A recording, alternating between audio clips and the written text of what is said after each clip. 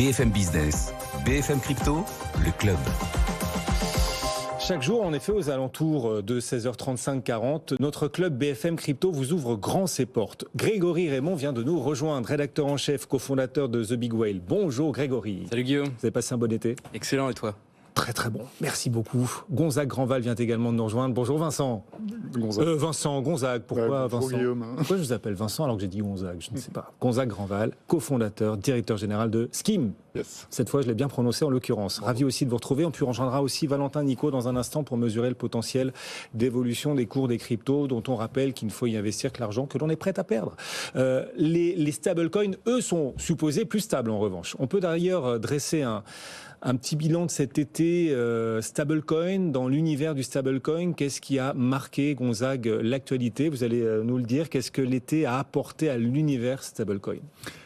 Alors cet été, je pense, a été dominé par une phase un peu d'accalmie sur le marché du stablecoin, parce qu'après l'épisode de l'UST, de Terra, il y avait besoin d'un petit peu de réconfort pour tout le monde.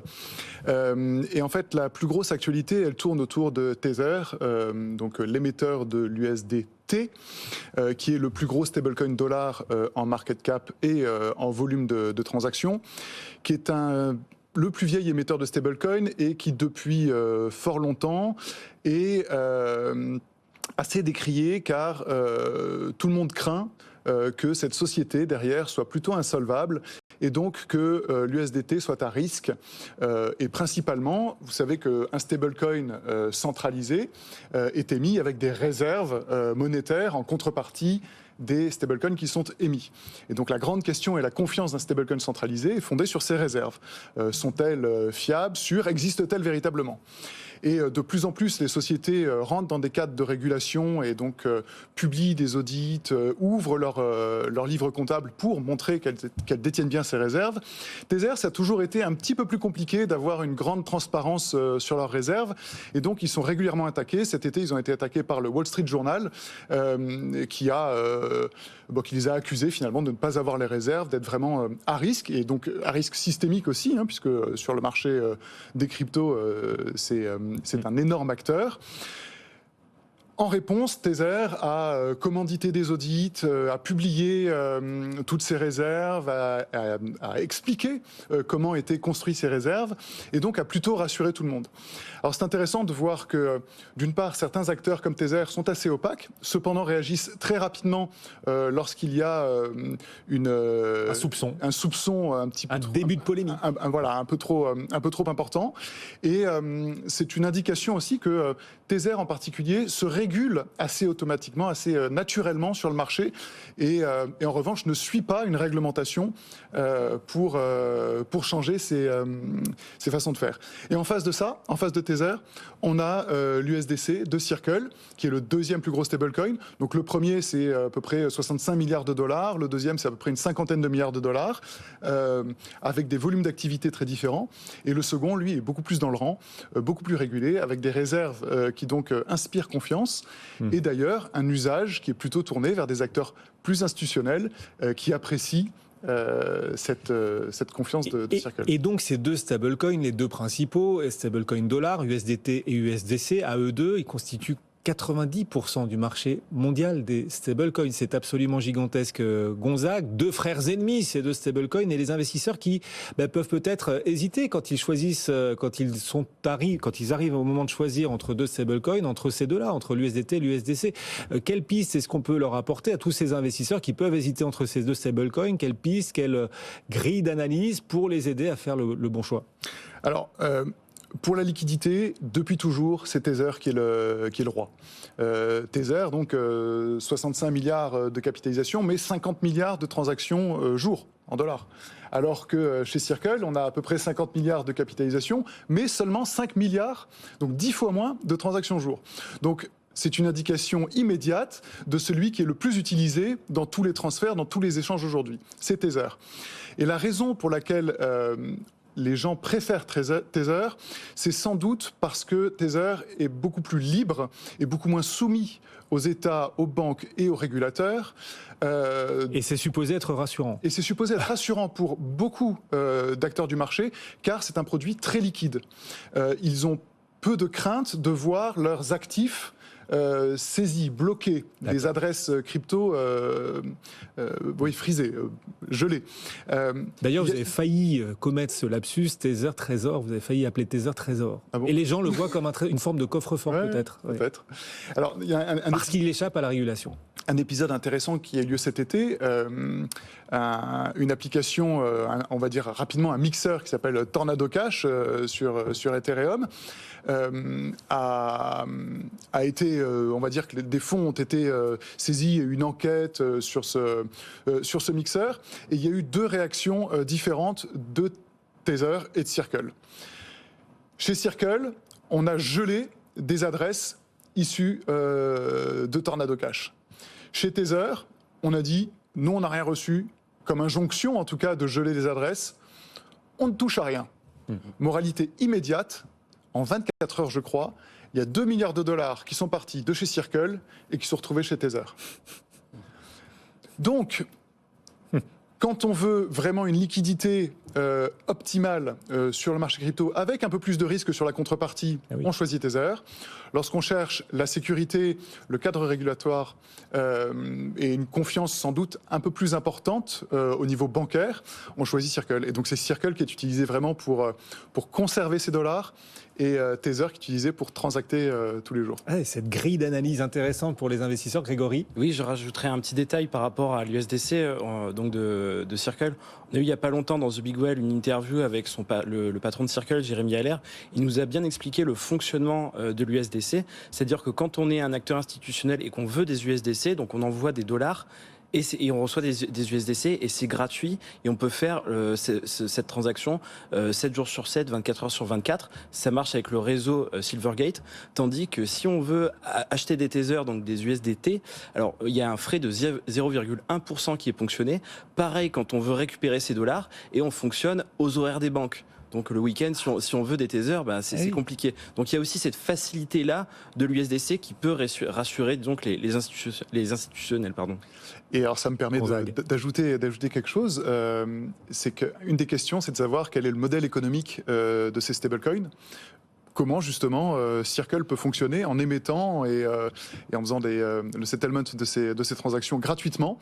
En fait, tous se rémunèrent sur les marchés en plaçant leur trésorerie dans des investissements très court terme, très peu risqués au maximum. C'est pour ça que Tether a été accusé d'avoir placé une grande partie de ses réserves dans des investissements un peu trop exotiques.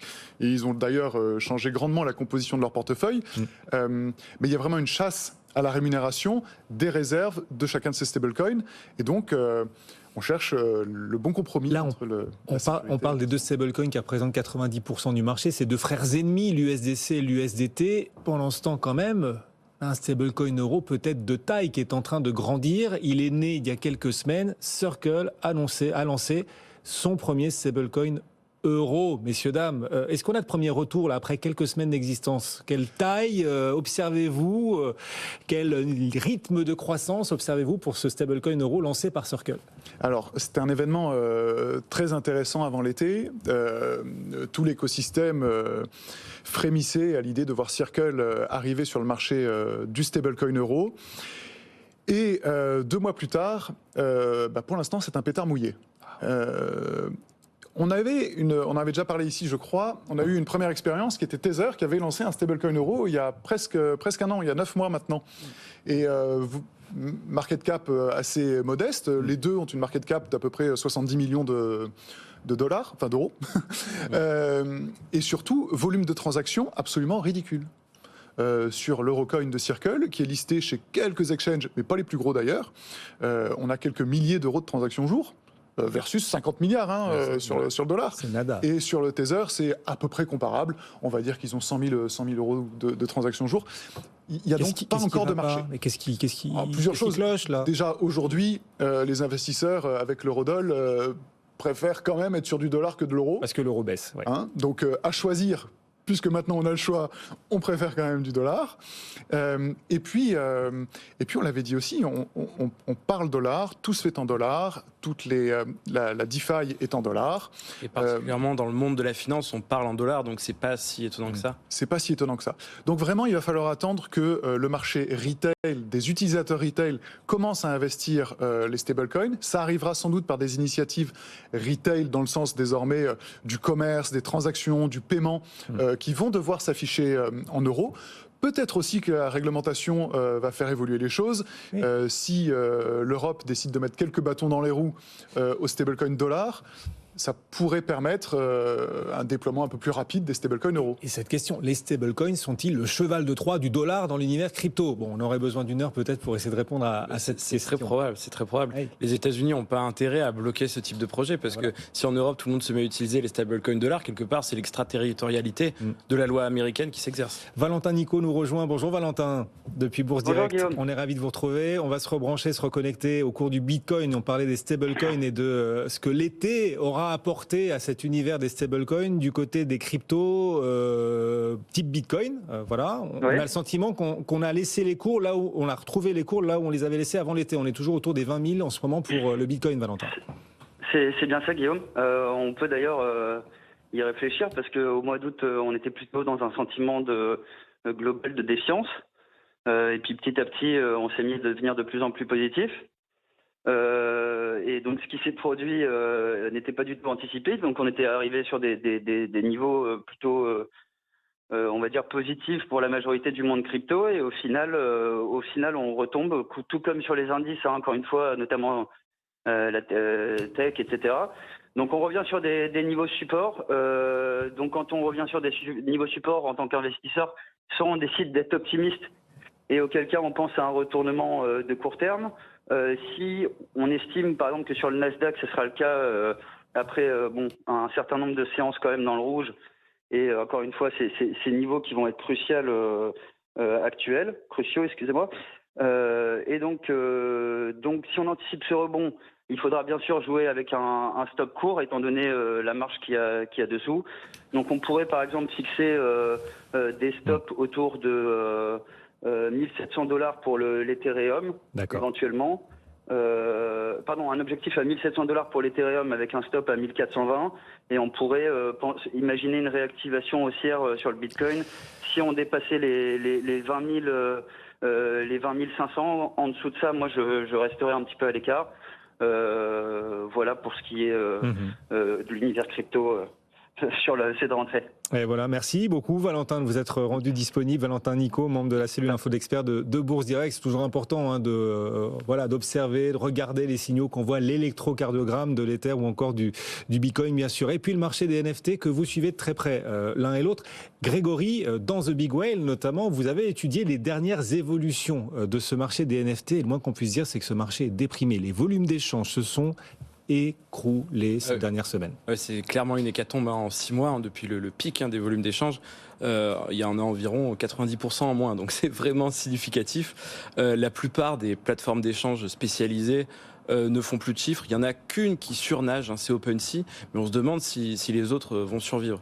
Et ce qu'on remarque, c'est que vu qu'il y a beaucoup moins de spéculation, le côté je vais acheter un NFT parce qu'il est joli comme j'achèterais un tableau, on table plus beaucoup dessus aujourd'hui. Les seuls qui surnagent un peu, c'est les NFT utilitaires, ceux avec lesquels on peut faire quelque chose, débloquer des droits, ou alors les NFT liés à des métavers comme des parcelles. Mais c'est tout. La grande folie des NFT, elle est derrière nous. Elle pourrait revenir, mais la grande folie est derrière nous. Ceci dit, les grandes collections comme les Bored Ape, ces grandes collections, elles résistent encore ? Oui, les Bored Ape, vous savez. Ape, pardon. En fait, ce sont des NFT artistiques plutôt à la base, donc avec des singes déjantés, des singes qui s'ennuient, déjantés. Oui, le floor price, donc le prix plancher de ces singes, le prix minimum, c'est à peu près 70 Ethers, ça fait autour de 100 000 €. Donc c'est considérable. Il y a les CryptoPunks aussi qui sont aux alentours de ce prix-là. Bon, c'est quand même moins 50% par rapport à leur record, mais ils étaient montés tellement haut que on peut dire que 70 Ethers aujourd'hui pour un NFT très connu d'une grande collection, c'est quand même pas mal. Des NFT de singes. Non mais sérieusement, pourquoi ça a tant progressé ? Qu'est-ce qui fait que ce marché résiste mieux que le reste du marché des NFT ? Eh bien, si vous voulez, ces NFT c'est là, enfin, on voit ceux qui résistent parce qu'ils ont des fondamentaux, c'est-à-dire le nerf de la guerre dans ce secteur, c'est la communauté. Il y a beaucoup de gens derrière qui soutiennent cet écosystème parce que c'est pas juste des détenteurs, c'est un univers entier. Mais pourquoi faire? Quel est le sens de tout ça, Grégory? Les singes. Oui, mais bon, après, un Picasso, c'est pareil, j'ai envie de vous dire. Non, plus sérieusement, quand il y a un noyau dur, voilà, plein de détenteurs, une communauté, mais quand il y a aussi des VC, des fonds VC qui sont derrière, forcément, ça soutient. Et par exemple, Gary Vee, un investisseur assez connu, a lancé les V-Friends il y a quelques mois, et ils ont reçu le soutien d'Andreessen Horowitz, qui est le premier fonds VC tech de la planète. Voilà, il y a eu une levée de fonds de 50 milliards de dollars. Donc, quand tout s'écroule, voilà, il y a encore des gens pour soutenir derrière. Donc, voilà, ça compte. Vous êtes fan de singes en NFT, Gonzague, c'est votre truc? Oui, alors je suis en fait, moi, très fan de CryptoPunk, qui sont les premières collections de NFT. Et qui date de 2017, je crois. Donc c'est vraiment la première version des NFT. C'est une version extrêmement basique, très pixelisée d'un punk. Et c'est étonnant de voir, comme le disait Grégory, que les prix planchers de ces NFT n'ont quasiment pas bougé. D'ailleurs, pour les punks, le prix en Ether n'a pas bougé. La valeur de l'Ether a baissé, mais le prix en Ether n'a pas bougé.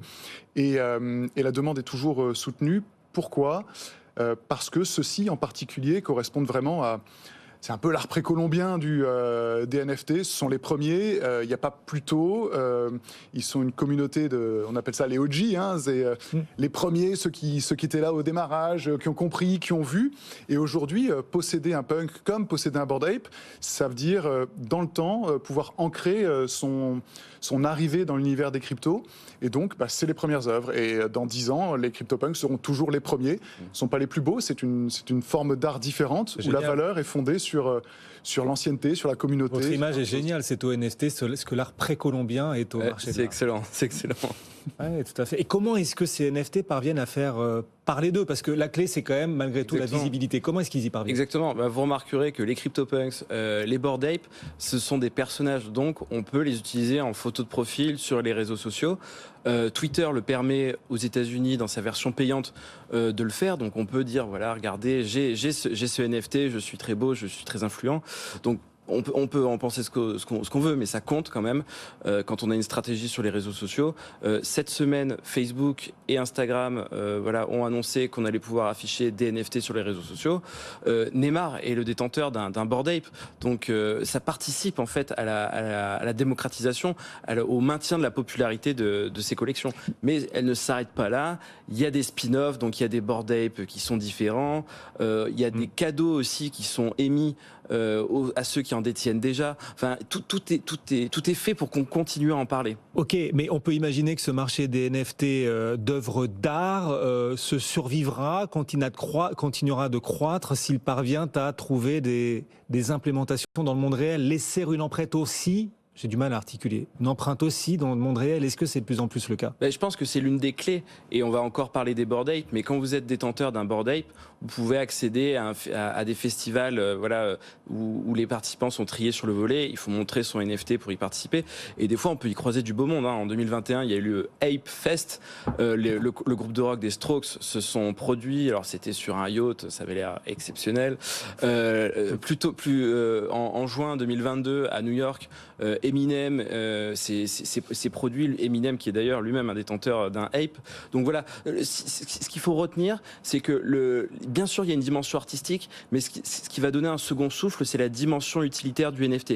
Qu'est-ce qu'on va pouvoir faire avec? Qu'est-ce que cette communauté pourra faire avec? Bon, et vous en parlez donc dans The Big Whale, mais on retiendra que cet été aura été déprimé. Les volumes sur le marché des NFT se sont écroulés, vous le disiez, de 90%. 90%, mais les collections les plus solides sont bien là. Une autre info, une dernière, l'info de la semaine, The Big Whale, Grégory? Oui, exactement. Ce matin, nous avons révélé que AV, le protocole AV, et donc l'entreprise à but lucratif qui est reliée à ce protocole, vient d'obtenir une licence de monnaie électronique en Europe. Qu'est-ce que ça veut dire? Ça veut dire que AV va pouvoir devenir une sorte de néobanque, un peu comme Revolut ou Lydia. Pourra y avoir bientôt une carte de paiement et on pourra utiliser des services de finance décentralisée en fait avec des outils très grand public. Donc c'est une première pour l'univers DeFi. On pourra acheter des NFT de singes avec AAV.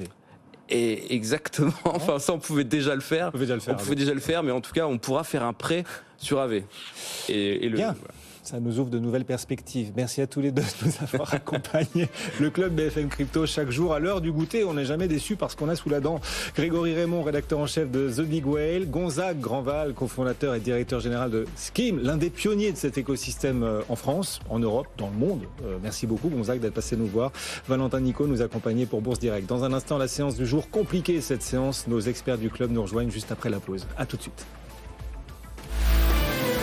BFM Bourse, vos placements, nos conseils sur BFM Business.